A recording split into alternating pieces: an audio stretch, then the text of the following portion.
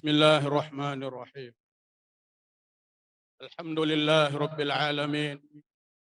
Wassalatu wassalam ala Muhammadin Rasulillah sallallahu alaihi wasallam wa ala alihi wa ashabihi wa man tabi'ahu sunnatahu wa jama'atahu ila yaumina hadza wa ila yaumin nahdha.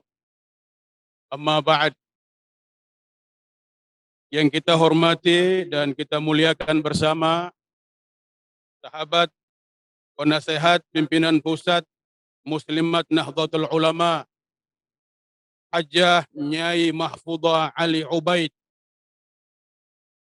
yang kita cintai, kita hormati bersama sahabat pimpinan pusat Muslimat Nahdlatul Ulama sahabat Dr. Anda Hajjah Hafifah Indar Parawansa, Magister Pendidikan Islam, sekaligus sebagai Gubernur Provinsi Jawa Timur.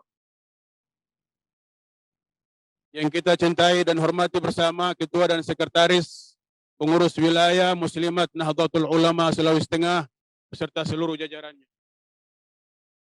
Wabil khusus kita cintai, kita hormati bersama seluruh pengurus cabang istimewa Muslimat Nahdlatul Ulama, baik yang berada di Saudi Arabia, di Jepang, di Malaysia, di Taiwan, dan juga di New Zealand, Australia. Semoga pertemuan kita pada hari ini, riyadhah dan doa kita hari ini makbulah di sisi Allah Subhanahu wa Ta'ala. Kita juga senantiasa menyampaikan salawat dan salam pada junjungan kita Nabi besar Muhammad sallallahu alaihi wasallam, keluarga, sahabat, dan seluruh anak keturunannya sekalian. Semoga kita beroleh mendapatkan syafaat dari Nabi besar Muhammad sallallahu alaihi wasallam, tidak saja dalam kehidupan ini, khususnya juga dalam kehidupan hari kemudian nanti di yaumul akhir. Para sahabat sekalian, wabil khusus Muslimat Nahdlatul Ulama di seluruh negara Kesatuan Republik Indonesia, di dunia, wabil khusus di Sulawesi Tengah. Untuk riyadhah dan doa kali ini kita memilih tema membumikan Islam moderat menuju Indonesia emas.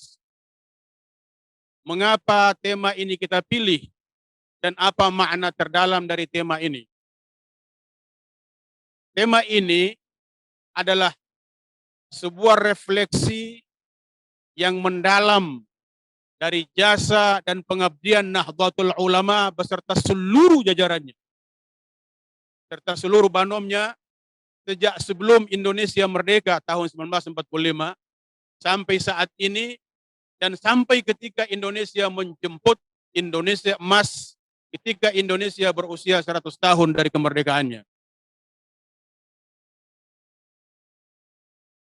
Nah, untuk menjemput Indonesia emas, menjemput Indonesia memasuki usia 100 tahun merdeka, saat ini kita berada pada usia kemerdekaan 75 atau 76. Berarti kurang lebih 24 tahun lagi ke depan kita akan masuk ke masa atau ke usia Indonesia merdeka 100 tahun. Indonesia 100 tahun itulah yang kita sebut dengan Indonesia emas, dengan beberapa pengertian sebentar nanti akan dijelaskan. Untuk mempersiapkan diri masuk ke Indonesia emas, sahabat-sahabat sekalian, tanpa mengabaikan kemuliaan azan yang sedang berkumandang di Kota Palu saat ini, saya mohon izin para sahabat-sahabat Muslimat NU, wabil khusus pimpinan Ketua Umum Pimpinan Pusat, sahabat Hafifah Indar Parawansa, saya lanjutkan ceramah ini. Salah satu corak Islam yang menjadi penyangga, yang menjadi penopang Indonesia emas itu adalah wasatiyatul Islam, Islam moderat. Apa dan siapa itu Islam moderat? Islam moderat adalah Islam yang tidak ekstrem kanan dan ekstrem kiri. Dia berada fil wusta atau wasatiyah, sifatnya tengah. Dia berada di tengah dari dua titik ekstrem, ekstrem kanan dan ekstrem kiri. Itulah Islam moderat. Islam yang tidak al-ghulu, tidak berlebih-lebihan. Mohon maaf kalau saya beri contoh, misalnya dari segi pakaian, ibu-ibu muslimat ini menggunakan kerudung warnanya warna muslimah dipadukan dengan warna putih, masya Allah, luar biasa, jamilah semua. Alhamdulillah. Ini adalah hijab made in Indonesia. Adalah model berhijab, model berjilbab Indonesia. Ada model jilbab yang lain, kalau kita baca buku penelitian Profesor El Gundi, dengan menggunakan pendekatan antropologi agama, ternyata banyak sekali model jilbab ini, sahabat-sahabat kalian, muslimat NU di mana saja berada. Ada yang modelnya, mohon maaf, memperlihatkan aurat yang lain. Ada yang telinganya terbuka, ada yang dadanya terbuka, bahkan ada bagian-bagian yang menjadi aurat kehormatan wanita itu diperlihatkan. Bukunya saya akan tunjukkan pada ibu-ibu pada waktunya nanti. Jadi pilihan berhijab seperti ini adalah pilihan yang diajarkan oleh Hadratus Syekh Hashim Asy'ari, dan itu bersumber pula dari ajaran Nabi besar Muhammad sallallahu alaihi wasallam. Istiqamah dengan jilbab seperti ini. Setia dan konsisten dengan jilbab seperti ini. Karena jilbab seperti ini kita yakin 100% sesuai dengan sunnah Rasul sallallahu alaihi wasallam. Imam Syafi'i mengatakan dalam fatwa fikihnya hukum Islam, seluruh aurat wanita adalah jami'a badaniha illal wajha wal kaffain. Aurat dalam kurung pusat kehormatan wanita itu seluruh tubuhnya kecuali muka dan kedua telapak tangannya. Saya tidak ingin mengatakan bahwa cadar tidak dibolehkan di kalangan Nahdlatul Ulama, wabil khusus muslimat NU, wabil khusus fatayat NU dan seluruh banum NU. Tetapi yang jelas bahwa corak berhijab seperti itu tidak populer di kalangan kiai-kiai Nahdlatul Ulama. Jemaah sekalian, sahabat-sahabat sekalian, siapa yang pemangku atau pemilik Islam moderat atau wasatiyatul Islam? Mereka itu disebut dengan kelompok besar yang disebut dengan as-sawadul a'zam, komunitas mayoritas. Jamaah jam'iyah, mereka itu adalah komunitas yang mayoritas. Dan di antara komunitas yang mayoritas itu, kalau kita lihat di Asia Tenggara, adalah Indonesia. Itulah kelompok as-sawadul a'zam. Di dalamnya ada Nahdlatul Ulama, ada Al-Khairat, ada As'adiyah kalau di wilayah Sulawesi, ada Darud Da'wah wal Irsyad, DDI. Di wilayah Sumatera ada Matla'ul Anwar, ada Nahdlatul Watan. Bahkan Muhammadiyah juga masuk dalam kelompok as-sawadul a'zam itu, karena mereka juga masuk dalam kelompok Ahlus Sunnah wal Jamaah. Hanya gayanya sedikit berbeda dengan kita. Persoalan gaya bukan masalah. Yang penting substansinya adalah pengamal Ahlus Sunnah wal Jamaah. Apa ciri-ciri kelompok Islam moderat itu? Ciri-ciri kelompok as-sawadul a'zam. Dan kelompok ini nanti yang akan menjadi, saya katakan di depan tadi, menjadi tiang penyanggah, tiang penopang Indonesia emas 100 tahun Indonesia merdeka. Yang pertama, cara mereka memahami agama tidak al-ghulu, tidak berlebih-lebihan.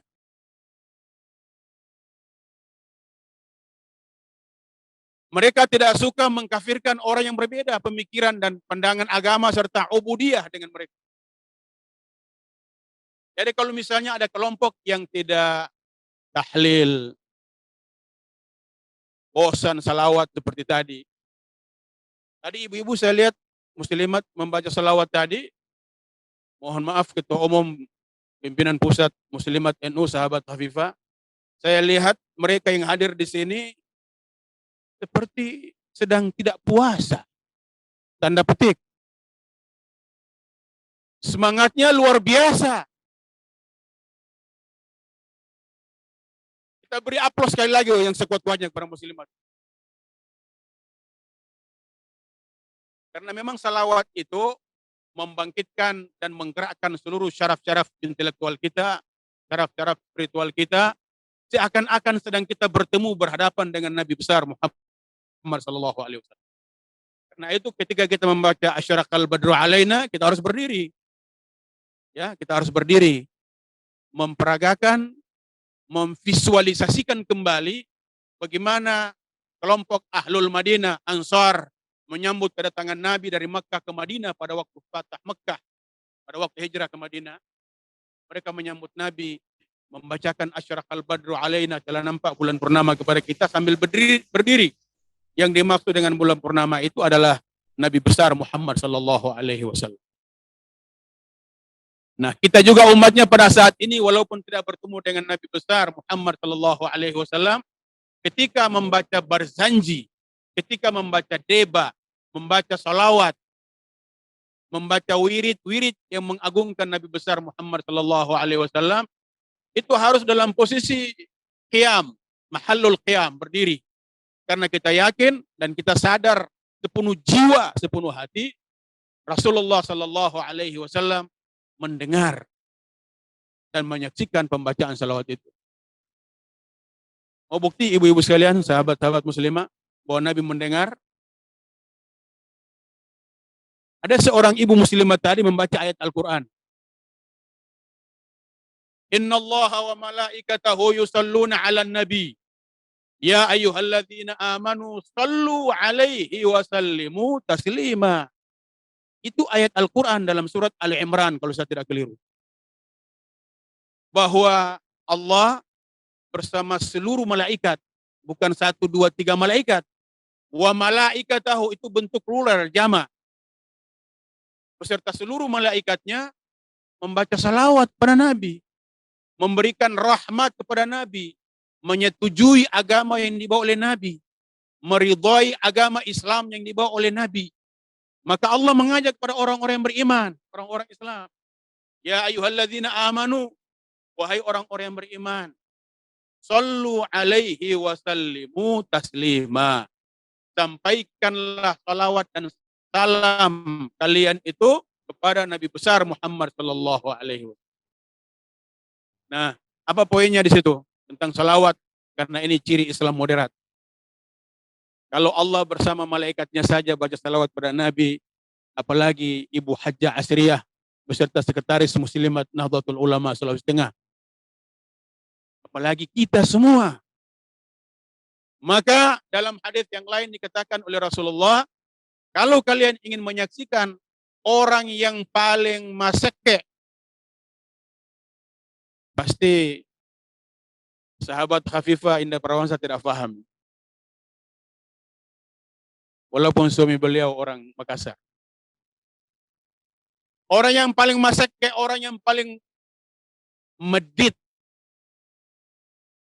Dalam bahasa lokal Kaili, orang yang paling paipulu dan nasi nanggaroke. Garis miring, bakhil, sekikir. Adalah ketika namaku disebut di hadapan mereka, mereka tidak mau baca salawat padaku. Inilah orang yang paling sekikir kata Nabi. Dan di hari kemudian nanti mereka sulit melihat wajah Rasulullah sallallahu alaihi wasallam. Dalam hadis yang lain sebagai hiburan kepada ibu-ibu karena saya lihat tadi membaca salawat seperti tidak puasa, berarti rindu Rasul, cinta Rasulullah sallallahu alaihi wasallam. Man shalla alayya salatan sallallahu alaihi wasallam asyran. Siapa yang membaca salawat kepadaku 1 kali, Allah akan membalas salawat itu sebanyak 10 kali. Jadi 1 kali kita baca salawat pada Nabi, maka Allah akan membacakan salawat pada kita jumlahnya 10 kali. Artinya Allah akan memberikan rahmatnya kepada kita, Allah akan memandang kita dengan pandangan ainur rahmah, pandangan kasih sayang sebanyak 10 kali. Kalau suami kita sayang pada kita sekali, kan kita minta sekali lagi. Sekali lagi, lain kali sayang lagi. Begitu kan sahabat-sahabat ibu-ibu ya, muslimat. Bagaimana kalau Allah sayang kepada kita? Langsung menyebut angka asyran 10 kali. Bukan kita minta 1 kali lagi, sekali lagi, lain kali, tambah lagi. Tidak, ibu-ibu sekalian. Tetapi Rasul langsung menyebut sallallahu alaihi wasallam asyran. Allah akan membacakan salawat, Allah akan memberikan dia kasih sayangnya sebanyak 10 kali. Ciri yang terakhir dari kelompok Islam moderat ini diberi kode saya kalau sudah selesai waktunya. Sampai sekarang belum ada kode, baru saya lanjut sampai 2 jam ke depan. Tadi tidak al-ghulu, tidak berlebih-lebihan. Taklilut takalif. Meringankan beban.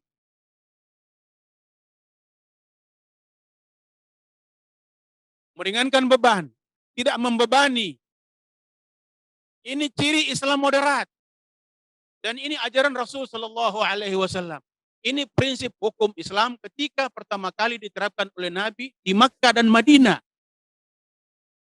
Apa contohnya? Kalau dalam aspek zakat, orang di Saudi Arabia mengeluarkan gandum karena itu makanan pokok. Kita di Indonesia beras. Kalau dibendakan, jangan pernah berfatwa kita harus mengeluarkan gandum juga seperti Nabi dulu. Karena Nabi melakukan itu, tidak boleh berbeda dengan Nabi. Ini namanya gagal faham memahami Islam. Karena gandum simbol makanan pokok masyarakat Saudi Arabia, sedangkan makanan pokok kita adalah beras dan jagung. Jadi kalau makanan pokok kita jagung, jagung dikeluarkan. Seharga 1 kilogram atau 2 kilogram beras. Kalau ibu-ibu tidak bisa berpuasa saat ini, bisa menggantikannya di luar bulan Ramadan. Jadi ibu-ibu nanti sesudah Ramadan, kalau sekarang berhalangan tidak bisa berpuasa, jangan dulu puasa Syawal. Iya, ganti dulu puasa wajib yang ditinggalkan sekarang ini pada bulan Ramadan. Baru laksanakan puasa sunnah. Jangan sudah bertemu dengan 12 Syawal, bertemu dengan 1 Syawal, terus berpuasa 6 hari berturut-turut, lalu kemudian kita meninggalkan puasa Ramadan yang kita tinggalkan pada bulan Ramadan. Ganti dulu puasa Ramadan, berpuasa Syawal. Kalau dia tidak sanggup berpuasa, menggantikan puasanya, maka dia bisa membayar denda. Dia bisa membayar denda sebagai tebusan atas ibadah puasa yang ditinggalkan. Ibu sekalian, 2 yang terakhir saya ingin tegaskan bahwa yang membidangi, yang menyanggah Indonesia merdeka, saya katakan tadi, adalah kelompok Ahlus Sunnah wal Jamaah, Nahdlatul Ulama, dan As-Sawadul A'zam yang lain, komunitas Ahlus Sunnah wal Jamaah yang lain, dan cara mereka beragama itu mengadopsi cara beragama yang telah divisualisasikan, telah dibuktikan oleh Wali Songo. Lihat Wali Songo berdakwah di Jawa, tidak menghancurkan pura, tidak menghancurkan candi. Candi tetap ada, pura tetap ada, tapi masyarakatnya disyahadatkan, diajar bersyahadat. Sehingga yang ada hanya sisa-sisanya saja yang kita lihat sekarang itu. Lihat beberapa masjid di Jawa Timur, di Kudus misalnya, itu masjid itu ornamen-ornamennya masih dalam bentuk pura, tetapi di dalam masjid itu pelaku ibadah di dalamnya bukan orang Hindu, bukan juga orang Buddha, tetapi Muslim melaksanakan sholat 5 waktu. Mengapa? Karena itu ornamen-ornamen. Itu simbol-simbol belaka. Dan kalau kita pulang kepada Allah, kembali kepada Allah, bukan ditanya ornamen-ornamen itu. Yang ditanya adalah substansi ibadah kita. Cara kita beribadah kepada Allah. Dari mana Wali Songo mengambil konsep ajaran seperti itu? Ya, dari Rasulullah Sallallahu Alaihi Wasallam. Nabi tidak menghancurkan berhala di Ka'bah. Tetapi Nabi merubah mindset bangsa Quraisy bagaimana meyakini bahwa Allah itu esa. Allah itu tidak bisa diwujudkan dalam bentuk benda. Bukan dalam bentuk berhala-berhala. Allah itu tidak bisa dilihat, tetapi Allah maha melihat. Allah itu tidak bisa kita dengarkan perintahnya, tetapi Allah maha mendengar. Wa huwas sami'ul alim. Allah maha mendengar lagi maha mengetahui. Nah, jemaah sekalian muslimat NU, waktu sudah habis, jadi NKRI ini berdiri, merdeka, disanggah oleh kelompok As-Sawadul A'zam itu. Karena itu menjadi pekerjaan rumah dan kewajiban bagi kita semua. Kitalah yang harus tampil di garda terdepan untuk mengawal Indonesia ini menuju Indonesia emas. Mengapa?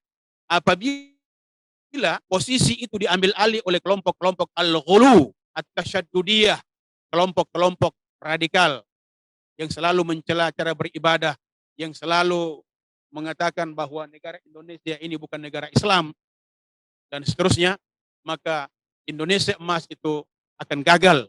Indonesia emas, Indonesia yang sejahtera, Indonesia yang tawazun, Indonesia yang toleran, Indonesia yang saling sayang menyayangi, Indonesia yang damai, Indonesia yang mengayomi semuanya menuju baldatun thayyibatun rabbun ghafur, itu tidak akan tercapai. Makanya itu menjadi tugas kita semua untuk mewujudkan Indonesia yang kita cita-citakan itu. Indonesia yang dicintai oleh Allah Subhanahu wa taala dan negeri kita negeri terbaik di antara semua negeri yang ada di bumi ini. Sekian dan terima kasih. Adanallahu wa iyyakum ajma'in. Wallahul musta'an. Wallahul muwaffiq ila aqwamit thariq. Wassalamualaikum warahmatullahi wabarakatuh.